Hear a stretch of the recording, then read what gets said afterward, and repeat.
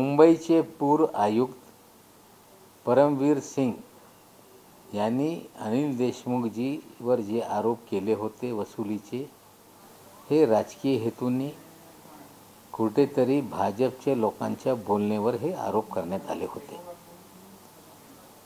त्या आरोपावर चांदीवाल कमिशन गठन झाल्यानंतर त्या कमिशन समोर ज्या प्रकारे विषय समोर येत आहे, वाजेंनी ज्या प्रकारे जाब दिलेला आहे, त्याच्यातून आता स्पष्ट सगळं विषय होऊ लागलेला आहे।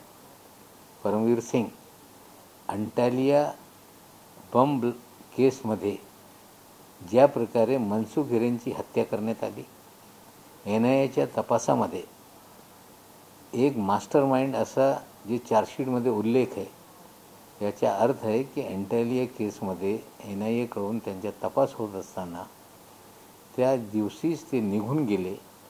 त्यांना भीती होती की NIA कुठेतरी त्यांना अटक करणार आहे। त्यानंतर भाजपबरोबर त्यांनी हातमिळवणी केली आणि अनिल देशमुख साहेब यांना अडचणीत आणण्यासाठी हे खोटे आरोप झालेले।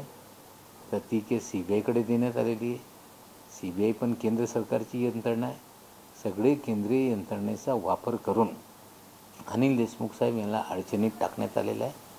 आज नाही उद्या हे सगळं सत्य समोर येईल आणि अनिल देशमुख हे निर्दोष आहे हे सिद्ध होणार आहे। आम्हाला वाटते हे राजकीय खेळ जास्त दिवस लोकांकडून लपून राहणार नाही। आज नाही उद्या हे सगळं उघड होणार आहे। पण परमवीर सिंगांनी आरोप केले, परमवीर सिंग हे बाहेर फिरतात आणि आता त्या आरोपामध्ये तथ्य नाही आणि अनिल देशमुख हे तुरुंगात आहे। ठीक आहे, आता हे केंद्र सरकार त्यांना कुठेतरी मदत करत आहे। केंद्रीय यंत्रणा त्यांच्या बाजूनी आहे। ज्या पद्धतीने हे राजकीय खेळ सुरू आहे, जास्त दिवस हे राजकीय खेळ चालणार नाही। जे सत्य आहे ते समोर येणारच आहे। आम्ही NIAला विचारू इच्छितो आहे की तुम्ही या जिलेटिनच्या तपासामध्ये मास्टरमाइंड आणखीन एक माणूस आहे, तो कोण आहे? कोणाच्या घरी बैठका होत होती? त्यांचं नाव का चार्जशीटमध्ये आलं नाही? का सप्लिमेंटरी चार्जशीट दाखल होत नाही? परमवीर सिंग यांच्याकडे बैठका झाली, पोलिसच्या इनोवा याचा वापर झाला। वाजे हे परमवीर सिंग सोबत 2-2, 3-3 तास हे बंद दरवाजेमध्ये मिटिंगा घेत होते। ATSच्या जे तपास आहे त्याच्यातून हे सिद्ध होत होता।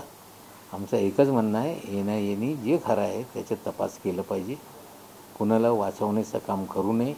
राजकीय हेतूने जे सगळं राजकारण सुरू आहे, निश्चित रूपाने त्याला आम्ही तोंड देऊ।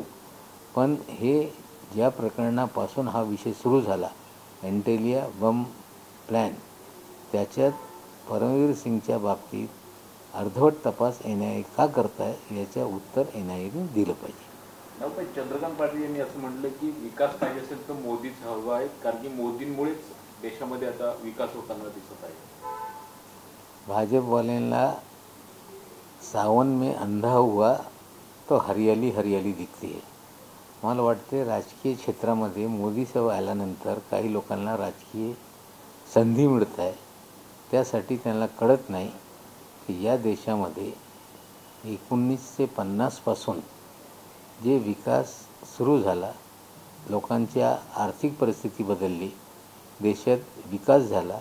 मोदी साहेब आल्यानंतर सगळं विकण्याचं काम करत आहे, नवीन काही निर्माण करत नाही, नुसता प्रचार प्रसार सुरू आहे। जे काही यापूर्वी जी सगळी संस्था उभारण्यात आली होती, सगळी कारखानदारी उभारण्यात आली होती, संस्था उभारण्यात आली होती, मोदी साहेब ते विकण्याचं काम करत आहे, ते चंद्रकांत दादाला दिसत नसेल। अध्यक्षपदाच्या निवडणुकीवरून पण त्यांनी मुद्दा घेतलाय की महाविकास आघाडीने गुप्त पद्धतीने मतदान घ्यावं, मग आम्हाला हिंमत असेल तर गुप्त पद्धतीने। भाजप चोर रस्त्याने निवडणुका जिंकण्यासाठी त्यांना कसं जिंकायचं आहे हे त्यांना माहित आहे। विधान परिषदेची निवडणूक असताना पैसे देऊन सगळे नगरसेवक फोडण्याचं काम त्यांनी केलं। आमचं तर म्हणणं आहे की पारदर्शक पद्धतीने राज्यसभेची जशी निवडणूक होते तसा कायदा झाला पाहिजे। MLCसाठी पण पैसे देऊन निवडणुका जिंकणे हे भाजपकडून कोणीही त्यांचा हात पकडू शकत नाही। चोर रस्त्याने निवडणुका हवे त्यांना। आमचं म्हणणं आहे पारदर्शक निवडणुका पाहिजे। चोर रस्त्याने त्यांना सत्ता संपादन करणे, चोर रस्त्याने निवडणुका जिंकणे, त्यांना पारदर्शक पद्धती हे आवडत नाही. आम्ही चोर रस्त्याने कुठलेही निवडणुका आम्ही होऊ देणार नाही आणि चोर रस्त्याने कोणाला सत्ता संपादन करता येणार नाही. सर, देवेंद्र फडणवीस म्हणाले आता तर विजयाची ही पहिला विजय आहे, यानंतर विजयांची मालिका सुरू होईल आणि ह्यातनं एवढंच दिसतंय की जनता ही भाजपाबरोबर आहे. चोर रस्त्याने निवडणुका जिंकल्यानंतर जनता त्यांच्या बाजूनी आहे हे त्यांचा भ्रम आहे. जनतेतून जेव्हा निवडणुका होईल लोकसभेची, महाराष्ट्रामध्ये देशामध्ये भाजपचा धुव्वा उडून जाणार आहे आणि आजच्या घडीला जनतेमध्ये भाजपच्या विरोधात रोष आहे. शेतकरी असतील, तरुण असतील, महागाई असतील, बेरोजगारी असतील, हा विषय त्यांना कळत नाही. जेव्हा हे जनतेतून निवडणुका होतील, कितीही त्यांनी मतविभाजनाचा खेळ खेळू दे त्यांना, पहिली त्यांची टेस्ट आता 5 राज्यांच्या ही सगळी निवडणुकीमध्ये आहे. ती भाजप हारणार आहे. आता ते निकाल आल्यानंतर आम्ही त्यांच्याशी चर्चा करू. सर, हिंदी में जानना चाहिए चांदीवाल आयोग इस तरह से परमवीर सिंह ने झूठे आरोप लगा के राजनीतिक षड्यंत्र करके अनिल देशमुख जी को फंसाने का काम किया. केंद्रीय संस्थाओं का दुरुपयोग किया गया इस सरकार को बदनाम करने के लिए, अनिल देशमुख को बदनाम करने के लिए, परेशान करने के लिए, और उसी को लेके चांदीवाल कमीशन बैठाया गया था. चांदीवाल कमीशन में जिस तरह से खुलासे हो रहे हैं कि कभी भी पैसे का कोई मांग नहीं की गई, पैसा लिया नहीं गया, वाजे ने स्वयं बयान दिया है. हमें लगता है कि परमवीर सिंह जिन्होंने जिलेटिंग का कांड रचा था, जिसमें एनआईए उन्हें गिरफ्तार करने वाली थी, एनआईए के सामने बयान ख़त्म होने के बाद उसी दिन वे फरार हो गए. केंद्र सरकार से उनका समझौता हुआ है भारतीय जनता पार्टी से, उसी के कारण झूठे आरोप लगाए गए. अभी केंद्रीय यंत्रणा उन्हें बचाने का काम कर रही है. हमें लगता है ज़्यादा दिन तक सच्चाई छुपने वाली नहीं.